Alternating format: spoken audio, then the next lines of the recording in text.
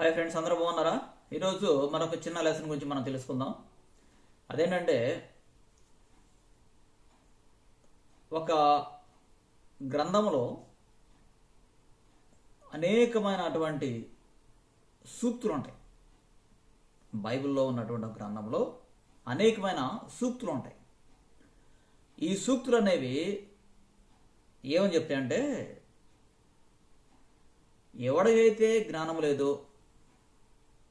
ఎవడికైతే బుద్ధి అసలు ఉండదో, తెలివి లేదు, వాడు బ్రతికేదానికి కనీసం ప్రాథమిక హక్కులు ఏంటో కూడా తెలుసుకోలేని ఎవడైతే ఉంటాడో వాడందరికీ కలిసి ఒక గ్రంథం కొన్ని ప్రత్యేకమైనటువంటి సూక్తులు ఇస్తుంది బైబిల్లో. దాన్ని ఏమన్నామంటే సామెతల గ్రంథం అన్నాం. దాన్ని సామెతల గ్రంథం. ఈ సామెతల గ్రంథం చెప్పేది ఏంట్రా అంటే, బాలుడి నుంచి అంటే స్కూల్కి వెళ్ళేవాడి దగ్గర నుంచి యూనివర్సిటీ ప్రొఫెసర్ వరకు, ఈ యూనివర్సిటీ ప్రొఫెసర్ కూడా చిన్నప్పటి నుంచి ఈ గ్రంథాన్ని కనుక చదివితే, వాడు స్కూళ్ళలో పాఠాలుగా కనుక చదివితే ఇక వాడు దారి తప్పిపోడు అని క్రిస్టల్ క్లియర్గా అక్కడ రాసి ఉంటుంది సామెతల గ్రంథంలో. బాలుడు నడవవలసిన త్రోవను వాడికి నేర్పు, వాడు పెరిగి పెద్దవాడై ఇంకా ఎటువంటి తప్పులు అనేవి చేయడు. హాయ్ హాయ్ నాయక సినిమాని వచ్చింది. అదే దాని కాన్సెప్ట్ మొత్తం సామెతల గ్రంథంలో ఉన్నటువంటి ఆ యొక్క సెంటెన్స్ మీదే ఉంటుంది. సరే, ఇప్పుడు ఇంకా చెప్పొచ్చేది ఏంట్రా అంటే, ముఖ్యంగా జ్ఞానవంతులు అవ్వాల్సినది లేబర్. వాళ్ళలో చర్చలు పెట్టి జనాల కష్టాలని దోచుకుంటారే దశంభాగాల రూపంలో ఈ చిల్లర నా కొడుకులు. వీళ్ళ తల్లులు మొట్టమొదటిసారిగా ఏమో రాళ్ళకి రప్పలు కనేస్తాయి. చర్చి వాళ్ళ గురించి మాట్లాడుతున్నాను. చర్చిలో పాస్టర్లు ఉంటారే, పీటలు ఎక్కి కూర్చొని ఒళ్ళు బలిసిపోయి తెల్లని బట్టలు వేసుకొని కూర్చుంటారు ఈ కొజ్జా నా కొడుకులు. ఈ బజార్లో ఎంగిలి తిన్న లంజా కొడుకులకి ఆ దేవీ దేవతలను పూజించినంత కాలమేమో వాడికి ఏమి మింగడానికి ఏమి లేదు అక్కడ. ఎప్పుడైతే బైబిల్ పట్టాడో, ఈ బైబిల్ బట్టి ఒక చర్చి కట్టాడో, ఈ కొజ్జాల జోడుకులకి అందరికీ కార్లు, స్థలాలు ఎక్కడ పడితే అక్కడ కొనిపడేస్తారు. వాళ్ళ గురించి మాట్లాడుతున్నా. ఎరా సిగ్గుమాలిన చేతలు ఎంజాడకలారా, మీకు కనీసం బుద్ధి ఉండదా? చిన్న పాస్టర్ దగ్గర నుంచి పెద్ద పాస్టర్ వరకు మీ తల్లులు దోచుకోమని చెప్పినానమాట. అందుకోసం ఏం చేశారంటే ఇటువంటి ఆలోచనలు తయారయ్యారు. ఈ మాలోడికి మా దేవుడికి అసలు సిగ్గే ఉండదు. ఎందుకంటే వాడు బ్రతికేదంత మాత్రం వాడేదో పుట్టినప్పటి నుంచి పుట్టు క్రైస్తుడని ఒక ముద్ర పడిపోవడం వల్ల వాడు అలా తయారయ్యాడు. ఏ కులవర అనేది అడుగుతాడు. క్రిస్టియన్, ఈడు దానికి పుట్టినట్టుగా.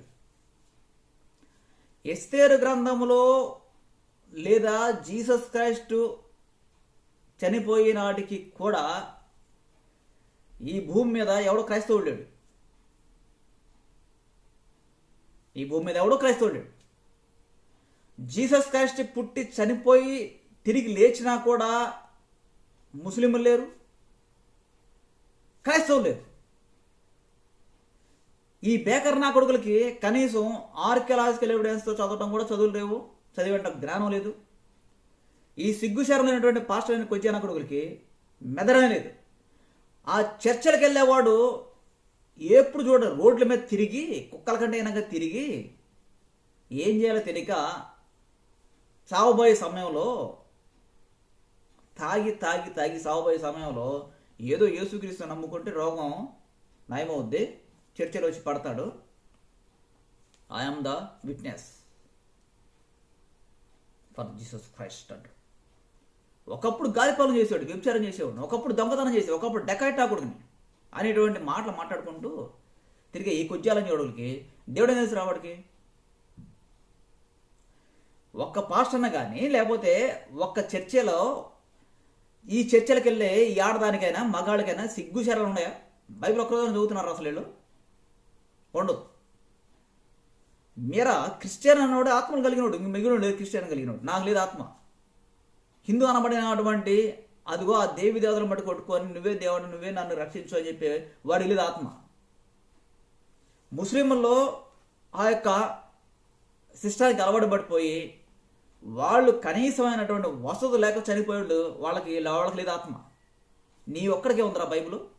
కొద్దిగాలని చూడకలారా, ఈ బైబిల్ ఎవడదరా? మాలోడిది మాది కూడదా? ఈ చెప్పేలా ఇటువంటి ఈ ఆడేమంటారు సతీష్ కుమార్ అనే బోకర్ నా కొడుకు వాడు, ఒక డెకాట్లని కొడుకు వాడు, ఈ అనిల్ కుమార్ అనే కొచ్చేలని కొడుకులు, ఈ సలోమన్ రంజన్ నా కొడుకులు, వీళ్ళందరూ ఎంత దొంగలు తెలుసా? అత్యంత నీచమైనటువంటి సిగ్గుమాల చేతి నా కొడుకులు వీళ్ళు మిమ్మల్ని ఆట ఆడిస్తున్నారు. వీళ్ళు ఆట ఆడించడం వల్ల మీరు ఆడుతున్నారు కూర్చొని. సిగ్గుందరా మీకు? అసలు బుద్ధి ఉందా? సామెతల గ్రంథంలో ఒక పదం ఉంటుందిరా, ఒక సెంటెన్స్ తీసుకుంటే, సోమరి చీమలార్తకు వెళ్ళు, సోమరి చీమలార్తకు వెళ్ళు, వాటి నడతలు బాగా గమనించు.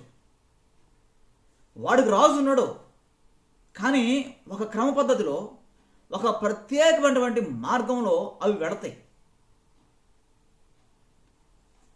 సోమర్ లంజోడకల్లారా, టీడీపీ గవర్నమెంట్ వచ్చినా, రేపు వైసీపీ గవర్నమెంట్ అని ఈ డెకాయిట్లుగా గుంపు వచ్చినా మీకు తినేది ఎంగిలి పడేస్తున్నారా కొజ్జాలని చూడకలారా? రాష్ట్ర భవిష్యత్తు గురించి ఏమైనా ఆలోచించారా?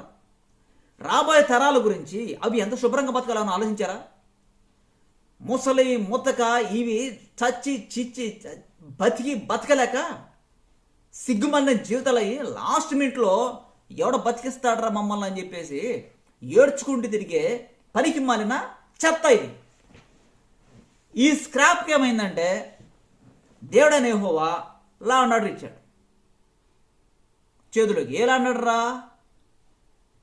డెకాయిట్ నా కొడుకుని ఎన్నుకొని చదువుకున్న వాళ్ళ మీద పంపించడం.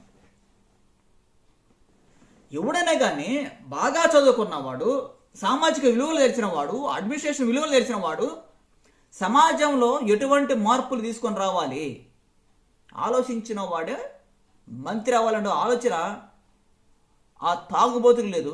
ఈ చర్చలలో కూర్చొని అన్న మన అన్న మన ఇంట్లో పుట్టినోడు, మన మామ బజార్లో చిల్ల దిగిన కొడక నీ ఇంట్లో పుట్టాడు రాడా? ఏమన్నా సిబిఐ మీ ఇంట్లో పుట్టాడా? నీ ఇంట్లో ఎవడరా పుట్టింది? నీ ఇంట్లో దరిద్రం పుట్టిన కొజ్జాలని చూడక. మీ ఇళ్లలో నీచత్వం పెరిగింది, మీ ఇళ్లలో దరిద్రం ఉంది, మీ ఇళ్లలో మీ కొంపల్లో సాతాను గుంపులు ఉన్నాయి. ఈ బజార్ నా కొడుకులు చేసేదంతా దొంగ దొంగ దొంగ ప్రవచనం, సిగ్గుమాలని చేతి నా కొడుకులు వీళ్ళందరూ. ఈ గ్రంథం బైబిల్ గ్రంథం బ్రాహ్మణ పట్టాలని చెబుతున్నా. ఒక్కడని చెప్తున్నాడు రా? ఒక్కడన్నా వాడికి ఉండదు. ఎందుకంటే మీకు నీదనేది నీ తల్లి పెంపకంలో కూడా లేదు, నీదనేది నీ కుటుంబంలో కూడా లేదు. బయలుపట్టినటువంటి ఈ నీతి మళ్ళీ నా కొడుకుల్లో ఉండదు, ఏముండదు. తెల్ల బట్టలు వేస్తారు, ఎక్కడ పట్టినా నత్తి మాటలు, సిగ్గుమాలం జీవితాలు.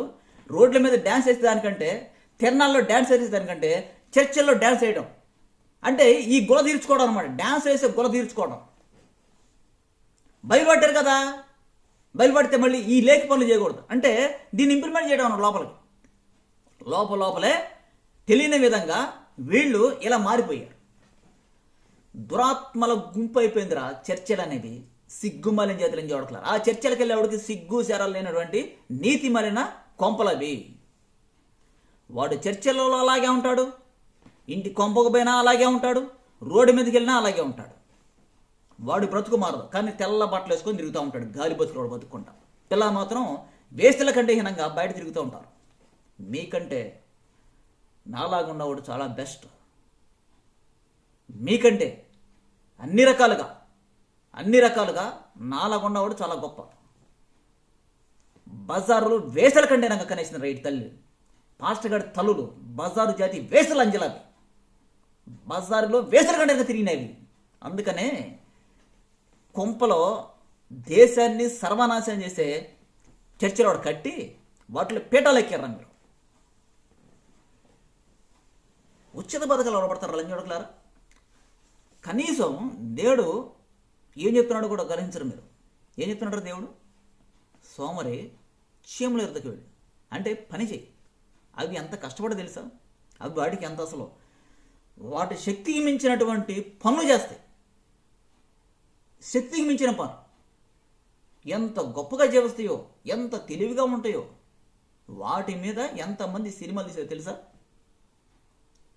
పిల్లల్ని జ్ఞానవంతులు అవడం కోసం ఇతర దేశాలు అవలంబించేటువంటి పద్ధతులు ఇవే. బైబిల్ ఎప్పుడు చదువుతూనే ఉంటారు, ఏదో ఒకటి తెలియకుండా చదివి చదివి చదివి దాని నుంచి ఒక కొత్త ఐడియా వస్తే ఆ కొత్త ఐడియాని యానిమేషన్ రూపంలో సినిమాలు తీస్తారు. యానిమేషన్ రూపంలో సినిమాలు తీసి సమాజానికి ఇస్తారు. ఈ దరిద్రం గుంపేందో, ఈ దరిద్రమైన నీతి మలిన ఈ దండకారణ్య జాతులు అడవి నా కొడుకులకి ఏంటంటే కత్తులు పట్టుకొని చంపటం. ఈ సిగ్గుమల్ల జోడుకులకి ఏంటంటే ఎంతమందిని చంపుతాడు అంత మగోడు. ఇవి దండకారణ్యంలో తెగల మధ్య జరిగేటువంటి లక్షణాలు. ఇటువంటి లక్షణాలు ఉన్నవాడిని మీరు ఎన్నుకుంటున్నారు. రేపు సేవేన వచ్చినా కూడా ఆ కొడుకు నిజంగానే చస్తారు. రేపు వైసీపీ వచ్చినా ఇంకెక్కువ అయిపోద్ది. ప్రతి వాడిని డాక్టర్ గారిని దగ్గరట్టుగా చంపుతాడు. ఎవడైతే అడ్డంగా మాట్లాడుతున్నాడో అలా చంపుతాడు. ప్రార్థన మాత్రం బాగా చేస్తాడు చంపడానికి. యేసుక్రీస్తు చెప్పలేదా నాహత్య చేయొద్దని? రాజకీయ నాయకులే కదా వాళ్ళకి జీవితాలను ధారాతాదత్వం చేసేటువంటి పోలీసు వ్యవస్థ. పోలీసు వ్యవస్థ, న్యాయ వ్యవస్థ రాజకీయ నాయకులకి అతీతంగా ఉండాలి. వాస్తవం చెప్పాలని అలాగే ఉంటుంది. కానీ ఎవరికి తెలియని విషయం ఏంటంటే వీళ్ళు లంచాలకు అలవాటుపడిపోయి కలిసిపోయారు. రాజ్యాంగం ఎలాగే చెబుతుంది అనేటువంటి ఆలోచనకు వచ్చేసాడు. రాజ్యాంగ పరంగా ఆలోచిస్తే పోలీస్ వ్యవస్థ, న్యాయ వ్యవస్థ ఇవి రెండు సెపరేట్. రాజకీయ నాయకులను కూడా చొక్కా పట్టుకొని లాగి తన్ని లోపలేయాలి ఎప్పుడు తప్పు చేస్తే. అటువంటి హక్కులు కలిగి ఉన్నవాడు పోలీసు. అటువంటి పనులు చేసేవాళ్ళు ఉన్నారు పోలీసు వ్యవస్థలో, లేరంటే ఉన్నారు. ఇక్కడ ప్రాబ్లం ఏంటంటే ఈ తాగుబోతులు, సిగ్గుమల్లిన జాతులు ఉన్నారే, చర్చలకు వెళ్ళే గుంపు నా కొడుకులు, ఈ మాలోడు, మాదిగోడు, ఇతర కమ్మోడు, కాబోడు, ఈ నా కొడుకులు అందరూ చర్చలు కడతా ఉంటారు దేవుడు నమ్మి. వీళ్ళకి సిగ్గుండదు కదా, బైబిల్ ఏం చెప్తుందో తెలియనటువంటి పనికి మళ్ళీ నా కొడుకులు. వీళ్ళు ఏం చెప్తే కూర్చున్నావు నా కొడుకులు గొర్రెలాగా. సరే సార్ అయ్యగారిని ఏమన్నా అంటే ఊరుకో తెలుసా ఎరా రోగి, అంతే కదా. ఒక లేబర్ నా కొడుకు, సిగ్గుమాలి చేత నా కొడుకు నన్ను ప్రశ్నించడం అనేది చాలా బాధ వేసిందిరా.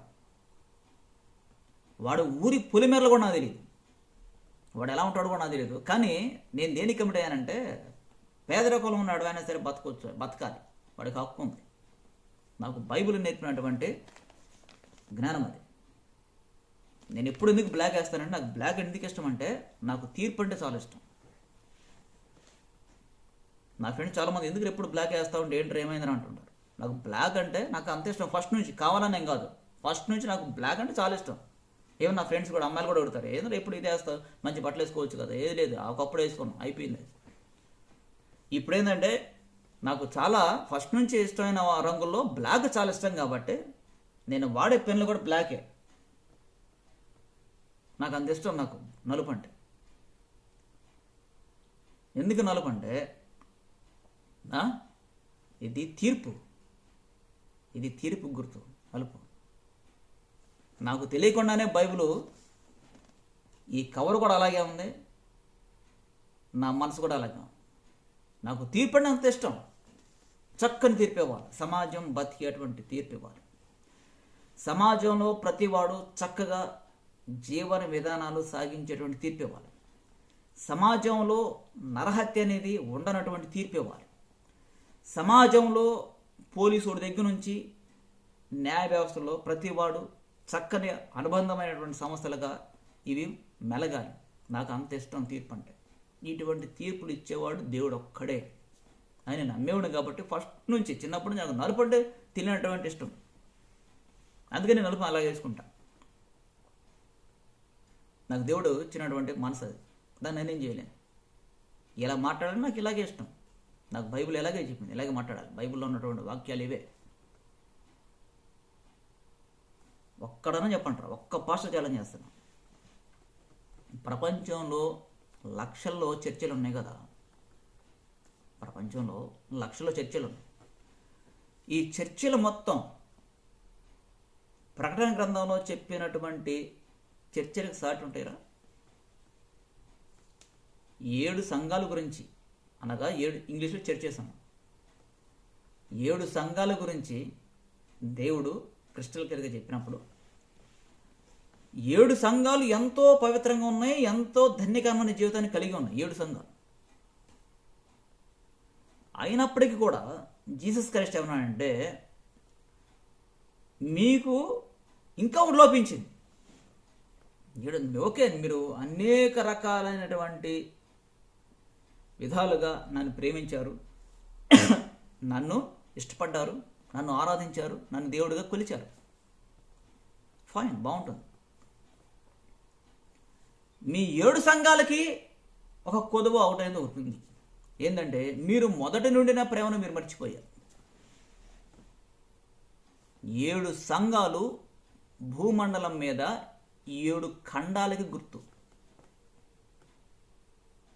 7 సంఘాలు 7 ఖండాలకి గుర్తు. 7 ఖండాలను గమనించినప్పుడు కూడా ఒక్కొక్క ఖండంలో అనేక లక్షల సంఖ్యలో చర్చెస్ ఉన్నప్పటికీ కూడా బైబిల్లో రాయబడినటువంటి ఆ యొక్క సంఘాల కాలి గోటికి సరిపోయి ఈ గొజ్జాల జడుకులు చర్చికి వెళ్ళినంతకాలం ఒక 100 రోజులు వెళ్తాడు, 101వ రోజు ఇటు చర్చి పెడతాడు. మళ్ళీ వాడి దగ్గర నుంచి వెళ్ళాడు అనుకో, ఈడు ఏడు మొదలవుద్ది. ఇలా తయారయ్యాడంతా. ఎంత అసభ్యకరమైనటువంటి గుంపో, ఎంత నీతి మాలిన జాతులు ఈ క్రిస్టియానిటీని కలిగి ఉన్నాయో. మీరు హిందూ అనబడిన వాడు బైబిల్ పట్టుకొని వాటిని కడిగేయకపోతే ఈ రాష్ట్రాలు బాగుపడవు. ముస్లిం అనేవాడు కూడా బైబిల్ సరిగా చదవకపోతే మిమ్మల్ని ఆడించేవాడు మిమ్మల్ని ఆడిస్తూనే ఉంటాడు. నేను ఎదిరించి మాట్లాడతాను, నాకు పెద్ద ఇష్యూ కాదు. నన్ను చాలామంది అంటే క్రిస్టియన్ గురించి, ఏది ముస్లిం గురించి మాట్లాడంటాడు. ముస్లిం వాడు అనేవాడు పెద్ద వాడు ఇల్లిటరేట్ ఫెలో, వాడు చదువు ఉండదు. నువ్వే ఎలాగైతే పురాణాలు భగవద్గీతలు చదవకుండా వదిలేసావో, వాడు కూడా హదీసులు ఆ యొక్క ఖురాన్ చదవడు. ఇమాములు ఏం చెప్తే వాడు కూడా తల గొర్రెలా ఊపటమే. వాళ్ళలో ఇల్లిటరేట్స్ ఎక్కువ ఉంటారు. హిందూయిజంలో ఎలాగైతే ఇల్లిటరేట్స్ ఉంటారో, క్రిస్టియానిటీలో అంటే ఇక 3rd గ్రేడ్ జాతి. మాలోడు మాది కూడా అత్యంత నీచమైన జాతి. ఇవి దూరంగా పారేయబడిన జాతులు. వీటి అసలు లెక్కలో కూడా ఉండవు. అది వేరే సంగతి. అయినా సరే మాట్లాడదాం, ఎందుకంటే బైబిల్ పట్టుకున్న పత్తితులు కదా, మాట్లాడదాం వాడి గురించి. ఇవన్నీ ఇల్లిటరేట్ ఫెలోస్. ఈ ఇల్లిటరేట్ నా కొడుకుల్ని ఇంకా అలాగే ఇల్లిటరేట్లు ఉంచేస్తున్నారు. ఎవరో రాజకీయ నాయకులకి ఓతంగా నిలిచేటువంటి ఈ క్రిస్టియన్ సంఘ నా కొడుకులు, ఇదిగో ఈ పీటలెక్కినటువంటి మత పెద్దలు. దానికి బైబిల్లో క్రిస్టల్ క్లియర్ రాసి ఉంటుంది. యెషయా గ్రంథుడు ఏమన్నాడంటే, ఈ పెద్దలే ఈ జనాన్ని తినేస్తున్నారు. మొన్న టీడీపీ గవర్నమెంట్ నుంచి నా ఫ్రెండ్ ఉంటే మాట్లాడితే 120 కోట్లు ఏందిరా. నాకు నిజంగా కళ్ళ నీళ్ళు వచ్చినాయి. ఆనెస్ట్ చెప్తున్నా, 120 కోట్ల రూపాయలు ఇటు ఖర్చు పెట్టాడంటే ఎంత కష్టం. మంచిగా చెడా ఎలా సంపాదించాడో అనవసరం, నాకు అనవసరం. చాలామంది ఏమంటారంటే రాజకీయ కదా పాప సొమ్మే ఉంటుందంట. పాప సొమ్ము అంటే అది కూడా ఉండాలంటే కూడా కష్టం. అలాగని దోచుకోమని నేను దాని గ్రేట్నెస్ అని చెప్పట్లా. డబ్బు సంపాదించడం అనేది కూడా ఒక కళ. 120 కోట్లు పెట్టినటువంటి వ్యక్తి రేపు ఓడిపోతే వాడు మానసిక పరిస్థితి ఏంటి? లేదు, 120 కోట్లు పెట్టాడు, గెలిచాడు. గెలిచిన తర్వాత సామాజిక పరిస్థితి ఏంటి? ఏమన్నా ఆలోచించారా? తినేసింది కూడా కృష్ణగా చెప్పాడు. డబ్బు తిన్నది కూడా నాయకులేరా, ఇంకా ఎవడు తిన్నది? డబ్బు తిన్నది కూడా నాయకులే, ఇంకెవడు తిన్నది? ఫస్ట్ నుంచి చెప్పా, డబ్బు పెట్టమారుతున్నావు, జాగ్రత్త జాగ్రత్త జాగ్రత్త. డబ్బు విషయంలో చాలా జాగ్రత్త. నువ్వు సంపాదించిందంతా పోగొట్టుకున్నావు, రేపు పోయినా కూడా సంపాదించాలి. ఆ స్థాయి వస్తే కష్టం. ముంచుతారు వీళ్ళు, ముంచుతారు. నేను చెప్పడం ఏంటంటే నాయకులు నమ్మొద్దన్న విషయం చెప్పడం మర్చిపోయా. యవ్వనస్తులని ఏలడానికి వచ్చేవాడిని ఈ డెకాయిట్ నా కొడుకులు తినేస్తా కూర్చుంటే వాడు ఎలా ఉంటాడు? వాడు మానసికంగా ఎలా ఉంటాడు? 120 కోట్ల రూపాయలు అంటే సామాన్య విషయమా? లేబర్ నా కొడుకులు అంతా నీచమైన నా కొడుకులు ఈ భూమండలమే కదరా, భారతదేశంలో ఇంకెక్కడ ఉండరు. అందుకని భారతదేశాన్ని ఇప్పుడు వ్యాపార సంస్థలు క్యాష్ కౌంటర్గా చూస్తాయి, క్యాష్ కౌ సొసైటీ చూస్తాయి. అర్థమైందా? బైబిల్ గురించి చెప్పేవాడేమో అంత డీప్ అనాలిసిస్ వాడు చేయలేడు.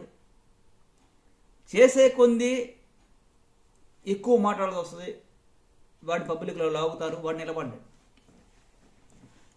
దేవుడు చేసిన నాకు గొప్ప పనులలో అత్యంత గొప్ప పని ఏంటంటే ఆయన నా ముఖం మీద పోలీసుల దగ్గర నుంచి, ఇంట్లో వాళ్ళ దగ్గర నుంచి, భార్య దగ్గర నుంచి, నా పక్కన దగ్గర నుంచి, మామ పిల్లలు అందరి దగ్గర నుంచి ముఖం మీద కాండ్రించి ఉమ్మేసేలాగా చేసి నిలబెట్టిన విధానం నాకు చాలా నచ్చింది. పెయినే ఆ విషయం, దాన్ని ఎవడు అంగీకరిస్తాడో నాకు తెలుసు, కానీ బాధే. అయినప్పటికీ కూడా నేను బైబిల్ కోసమో బైబిల్లో ఉన్నవాడు బైబిల్లో ఉన్న దేవుడి కోసం నిలబడ్డాను కాబట్టి నేను ఎలాగే ఉండాలి.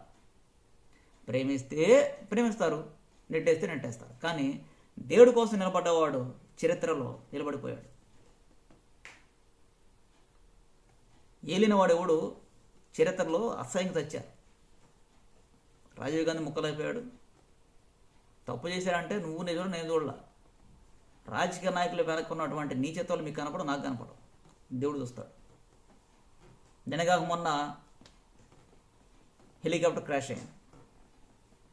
మనం మాత్రం అసలు అయ్యగారి కొడుకు కదా లేబరు, ఆడేం పెద్ద లేబరు, మన చిన్న లేబరు అంతే. బతికే బ్రతుకు నీ బ్రతుకులే చీకటి కొంపలైతే మీకు దేవుడు ఏం కనపడతాడు రా? లాండర్ ఇచ్చి వాళ్ళని కాపాడండి రా అని చదువుకున్నవాడికి మంచి దారుఢ్యం ఇచ్చి, శరీర దారుఢ్యం ఇచ్చి నిలబెడితే వాళ్ళని కరప్ట్ చేసేటువంటి రాజకీయ నాయకులను మీరు ఎన్నుకుంటున్నారా? కుక్కలారా, సిగ్గుమాలిన చేతి లంచా కొడకలారా, క్రిస్టియన్ చేతి నా కొడకలారా. 25% ఉందంట ఈ కొజ్జారా కొడుకులకి. ఈ బజార్ లంచా కొడుకుల ఓటు హక్కు 25% ఉంటే వీళ్ళేరా రేపు డిసైడ్ చేసేదని కూడా ఎన్నో చాలామంది చెప్పారు. ఈ లేబర్ లంజా కొడుకులే, 20% క్రిస్టియన్ లంజా కొడుకులే రేపు డిసైడ్ చేస్తారు. బీజేపీ గవర్నమెంట్ పెద్ద ఆయన, ఇప్పుడు పెద్ద ఆయన అంట, ఒకప్పుడు తిట్టారుగా, ఇప్పుడు పెద్ద భయపడతలా, ఇప్పుడు కూడా అంట కోపలేదుగా. ఈ బీజేపీలో ఈ మూడేనోడు కనుక మళ్ళీ కనుక ఉంటే ఇంకా మళ్ళీ వస్తాడంతే, రావాలి. ఇంకా 4-5 తరాలు కనుక వస్తే క్రిస్టియానిటీ మొత్తాన్ని స్మాష్ చేస్తే వీళ్ళని ఆడించే లంజాలు తెస్తారు. ముఖ్యంగా టెస్ట్ మెనూలు పెట్టి కొద్దిగా పనులు చేసే లంజా కొడుకులు ఉన్నారు. ఈ బజార్లో ఎంగిలి తిన్నా నా కొడుకులు. సర్పసంతానాన్ని కనేయటం, దేశాల మీద పడేయటం, సొసైటీలో పడేయటం. అబ్బో పాస్టర్ గారి పిల్లలరా, ఆవిడేమో పాస్టర్ గారి పిల్లవాడు అనే కొద్దిగా నా కొడుకులు. కనీసం పక్కనోడు చచ్చిపోతానని నాకెందుకు అనుకుంటే బజార్లో నా కొడుకులు వాడు. బజార్లో చిల్లర తినే లంజా కొడుకులు ఎంత తింటే అంత తిని జనాల మీద కేసులు పెట్టే నా కొడుకులు వాడు. దొమ్మర బతుకులు బతికిదారు, సిగ్గుమాల చేతి నా కొడుకులు వాడు. నేను ఇలాగే తిడతా, ఇలాగే మాట్లాడతా. నా నోటి నుంచి మంచి మాటలు, మీకు నచ్చిన మాటలు రావు. నా మిస్సెస్ ఉండదు, ఎప్పుడు తిడతానే ఉండదు. ఎస్, బైబిల్ చెప్పింది అదే. నీకు చెప్తున్నారు ఆల్రెడీ. నేనంటే బొమ్మలు పూజించుకున్నాడు, నాకంటే కుల కోతరాలే కనపడవు కాబట్టి నేనేదో దేవుడు నమ్ముకున్నాను, నాకు కనపడవు. ఆచారాలు ఉంటాయి. మీలాగా నేను కాదు కదా, సిగ్గుమాలిన జాతులు కాబట్టి ఈ క్రిస్టియన్ కొంపలు ఇలా తయారయ్యాయి. ఏం చేద్దాం? కనుక బైబిల్ మీరంతా చదివితే దేవుడు మీలో ఒక అగ్ని అనేది రాజేస్తాడు. అగ్ని రాజేసినప్పుడు ఎలా ఉంటుందో తెలుసా? సిరివెన్నెల సీతారామ శాస్త్రి గారు తయారవుతారు. నాకు ఆయన రాసినటువంటి ఒక పాట భయంకరంగా ఆలోచించిన ఒక లైన్, నిగ్గదీసి అడుగు ఈ సిగ్గులేని జనాన్ని. సరే, ఇది కామనే. సెకండ్ లైన్ ఎలా ఉంటుందంటే, అగ్గితోటి కడుగు ఈ సమాజ జీవోత్సవాన్ని మారదు అంటాడు. ఆ లైన్ రాయాలంటే ఇది మామూలు విషయం కాదని ఆలోచించినప్పుడే ఇది ఎక్కడ ఉండాలి, ఎక్కడ నుంచి తీసుకొని ఉండాలి, ఎక్కడి నుంచి తీసుకొని ఉండాలంటే, ఒక ఇంటర్వ్యూలో చెప్పాడు ఆయన, బైబిల్లో ఇజ్రాయేలీని 1000 సంవత్సరాలు బానిసత్వంలోకి నెట్టేశాడు దేవుడు అన్న కాన్సెప్ట్ మీద మాట్లాడాడు, చెప్పాడు. ఓకే, రూటు ఈయన బైబిల్ చదువుతున్నాడు కాబట్టి ఓకే ఫైన్. మళ్ళీ ఈ బైబిల్ చదవండి, నీకు కొత్త ఆలోచన తప్పనిసరిగా వచ్చి ఉండాలి. అప్పుడు నేను ఒక చరిత్ర, దేవుడు రాసినటువంటి చరిత్ర చదువుతున్నాను నేను. ఇది బైబిల్ దేవుడు రాసిన గ్రంథం, మానవుడు రాసిన గ్రంథం కాదు. ఎక్కడ రమ్మన్నా అది వేరే సంగతి చెప్తాం అమ్మా. ఆ గ్రంథంలో, ఈయన రాసిన గ్రంథంలో ఏముంటుందంటే, సొదొమ గొమొర్రాలను అగ్ని గంధకాలతో కాల్చివేశాడు. అప్పుడు సొదొమ గొమొర్రాలు అనేవి సొసైటీగా, ఈ సొసైటీని ఆయన అగ్నితో కాల్చాడుగా. అగ్నితో కాల్చాడు, చుట్టుపక్కల ప్రదేశాలు చూసినాయి. ఈరోజు కూడా నువ్వు నేను చదువుతున్నావు, నేను మారేమా? ఏం మారలా. అక్కడి నుంచి తీసుకున్నాడు ఆయన. నిగ్గదీసి అడుగు ఈ సిగ్గులేని జనాన్ని, అగ్గితోటి కడుగు ఈ సమాజ జీవోత్సవాన్ని, మారదు లోకం అన్నాడు. ఇవన్నా కూడా మాత్రం హిందువులు అసలు అబ్బా భలే రాశాడు రా, అవి మాటలా సార్, తోటాలు సార్ అంటాడు. ఆ మాటల తోటాలు ఎక్కడి నుంచి క్రియేట్ అయినాయో ఈ పొగిడేవాడికి తెలియదు. నేను హిందువుని రాను పొగడగడి తెలియదు. అది ఎక్కడి నుంచి తీసుకున్నారో, దాని యొక్క రూట్ ఎక్కడో నాలాంటి వాడు డీప్ అనాలిసిస్ చేసేవాడు మాత్రమే చెప్పగలుగుతాడు, ఇంకోటి చెప్పలేడు. అర్థమైనా? సిగ్గుమాలిన చేత రంజాడొకలారా, రేపు వచ్చినప్పుడు ఏమొచ్చినప్పుడు, పార్టీలు వచ్చినప్పుడు, టీడీపీ కావచ్చు, లేకపోతే వైసీపీ కావచ్చు, వచ్చినప్పుడు స్టాప్ దిస్ బుల్షిట్. ఏంటది? ఉచిత పథకాలు ఆపే, మాకు పని కల్పించు. పని కల్పిస్తే ఆ పని చేసుకొని దాని ట్యాక్స్ కడతాం. ఆ ట్యాక్స్ ఏమైందో మాకు లెక్క చెప్పు. డబ్బు మేము తాగుతాం, ఎలా పే చేస్తామంటే గవర్నమెంట్కి జస్ట్ కార్డు గీరు, లేకపోతే పేటిఎం, ఇంకా రకరకాల విధానాల్లో వైట్ మనీని పే చేస్తాం. లేదా పేపర్ రూపంలో ఇచ్చినా కూడా, అంటే కాగితాల రూపంలో డబ్బులు ఇచ్చినా కూడా మాకు రిసీట్ కావాలి. మా దగ్గర ట్యాక్స్ ఎంత కలెక్ట్ చేస్తున్నారు, ఈ ట్యాక్స్ ఏమవుతుంది అనే ఆలోచన విధానంలో మీరు ప్రశ్నించాలి. సోమరి జాతి లంజా కొడకల్లారా, సిగ్గుమాలిన జాతి బ్రతుకులోడు బ్రతుకుతూ ఎక్కువ కులం ఒక్కొక్క తక్కువ కులం బ్రతికే చీకటి కొంపలైతే మీకు నీతి ఏం కనపడుతురా? బ్రతుకులో నీతి లేకపోతే మీకు ఏముంటుందిరా? మీకు నీ కొంపలో ఎప్పుడు ఏడిపే. నాకు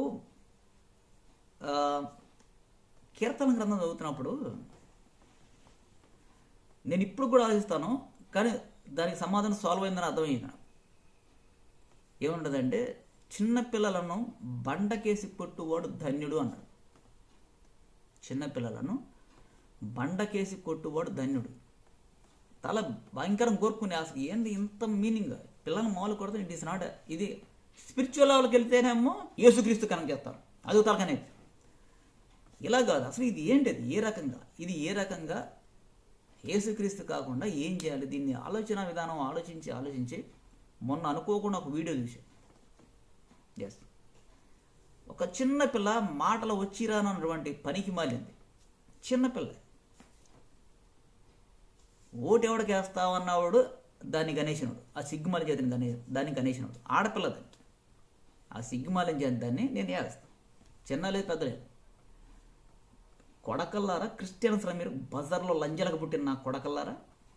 చిన్నపిల్లకి జగన్ అనేవాడు మామ ఎట్టవుతాడు? రాడు కొంపలను పుట్టాడు. ఎవడికి రావాడు మామయ్య? వాడొక పొలిటీషియన్, బైబిల్ అవతారం ఎత్తినటువంటి ఒక బజార్ నా కొడుకోడు.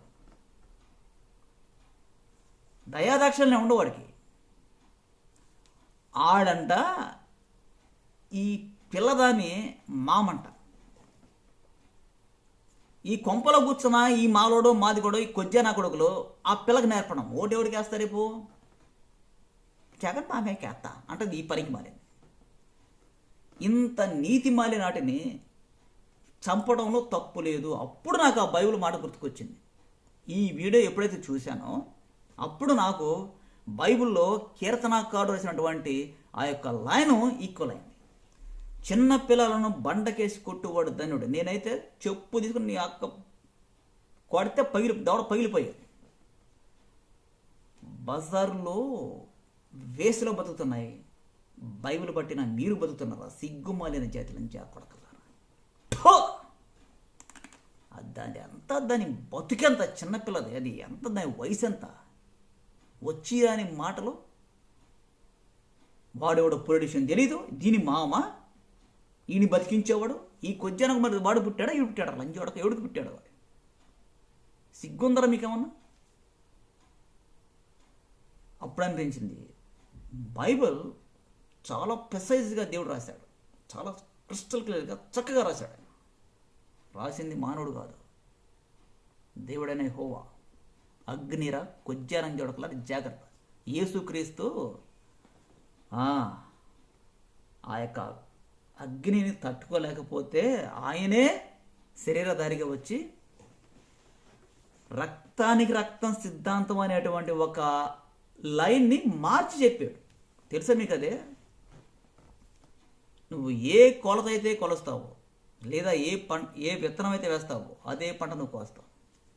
సింపుల్. ఇంకా ఏం లేదు. ఇంకా రక్తానికి రక్తం సిద్ధాంతం అంటేనేమో చంపుదేస్తున్నారు. బ్రెయిన్లెస్ నా కొడుకులు కదా, పనికి మన చేస్తా.